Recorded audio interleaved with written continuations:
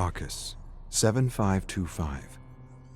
It's hard to say what came over me, and I can hardly recollect the last few hours, perhaps even days. I awoke with several empty whiskey bottles and dead bodies sprawled across the roof. Not too far from the scene was my gory 9-iron and a phonograph playing a solemn French song about life in a city I will never truly know. I turned the bodies over one by one, and they vaguely resembled those who had forsaken me in this infernal prison. I must have conjured them and destroyed them in the same evening.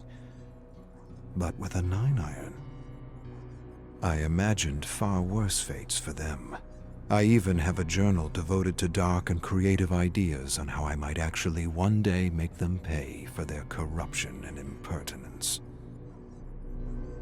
Arcus, 337.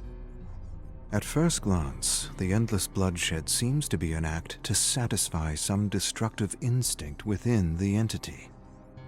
This seems to me a reductionist distortion of something more sophisticated, something more intricate, something even sacred. Beyond the horror, the shedding of blood, and the very real appearance of death puts us in touch with life, and can be an intoxicating and highly addictive experience on the deepest and most archaic levels. When our blood or our life force is offered to the entity, it can be seen as a gift that is soon returned to us so that the horror may continue again and again. The world constantly churns with life and death and life, the circulation of blood through an old one from heart to body to kidney, back to the heart again to be purified and begin anew. Arcus, 1007. A new doorway has opened. For how long? I'm not sure, nor have I ever been right, even with my best guesses. Through the door of my study and into a lost and forgotten realm, moss-grown, stone homes, with doorways barricaded with wagons, planks of wood, and decaying corpses tangled in barbed wire. I walk by the homes gazing at the residual memories of soldiers killing villagers with swords for no other reason than the thrill of it. I can't make out which era or terror world this realm is from. I search the realm for hints of how one may open an actual doorway back home.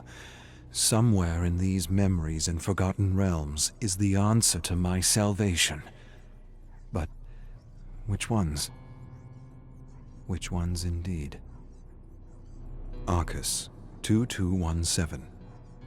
I have uncovered to my amazement and bewilderment memories of Claudette that are unlike any of those I've previously experienced. One might even say they should not belong to her, and yet they are hers. I surmise these memories may belong to another Claudette from another terror world, suggesting that this old one may have clear preferences at the cosmic buffet for certain souls. It will take more samples of these memories to know if they are in fact from another Claudette, or if, and it is possible, I am having troubles deciphering between her actual memories and her creative musings. Arcus, 8557. I tremble as I scribble this down. Squid-like creatures difficult to describe attempt to penetrate my tower, trying to destroy my study and tools to explore and manifest. I held them off for as long as I could. Then, taking the Orus and other valuables, I rushed through a doorway and hid in a lost realm. When I returned, the tower was upside down.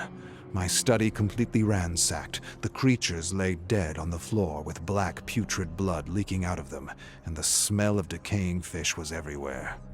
What are these creatures, and who is sending them if not this brutish monster of an old one? I spent hours cursing and throwing these fetid carcasses out my window and back into the abyss. Arcus, 5738. An odd impulse caused me to climb to the roof and light a single candle in the pitch blackness of it all. When the candle extinguished, I thrust myself off the roof and plunged to my certain death, but somehow ended up back in bed as though I was waking up from a nightmare. I don't know what I was thinking, but what it has shown me is this: death is not an option. Arcus 1275. I have often wondered if those trapped here have ever paused to reflect upon the inexplicable significance of this world that defies not only time and space, but death. A world made of memories that is neither consistent or constant. Something akin to a collective dream, made of the collective memories and beliefs of its inhabitants. Sometimes I wonder if not all worlds were like this in some respect, and that reality is what we in fact dream it to be, or believe it to be. Arcus 8545. I was woken mid-slumber by a delirium of shrieks and destruction, so that I rushed to the closet window to see only the endless black fog swirling outside. Things in the fog were coming to life and dying simultaneously, as though the entity were sick or in some kind of shock. Creatures roared and fought and tore each other apart somewhere in the raging abyss, and it was both entertaining and unsettling. I grabbed a 9-iron and held it at the ready, waiting for some apparition to attack me, but within moments it was all over, and I couldn't sleep. So I took the edge off with a little whiskey and golf on the roof, the whole while cursing this blasted old one, and hoping that what I had just experienced was nothing more than cosmic indigestion. Arcus 8789. There are dead bodies in my study, and I have no recollection of the last few days. The bodies have been flayed from head to toe, and the faces have been beaten to an unrecognizable pulp. I dragged them to the window and thrust them out into the abyss, wondering who they were and why were they in my tower. Did I manifest them? Did I create them for company? Or did they come from somewhere else? Had I been the one who butchered them? Had I lost myself so deeply in a memory that I became someone else for a short time? Perhaps they are not my creations, but apparitions from the fog sent by the entity, like the creatures I hear lurking about in the fog now and then. Arcus 5798. Incidents don't make sense anymore. Nothing does. Everything is a chaotic blur of unreal apparitions and jumbled memories. I can barely recognize my own thoughts or distinguish my memories from those I've been studying. Last night, I relived the most horrific murders in my collection with a strange kind of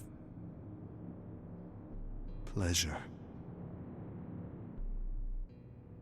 When I had had enough, I looked in the mirror and did not see myself, but dozens of faces morphing in and out of each other, every possible face except my own. I thrust my fist into the mirror, and my hand split and blood was everywhere. What cruel fate has befallen me that I should lose myself in the darkness while trying to escape its deadly grasp? The Orus will either be my salvation or my downfall.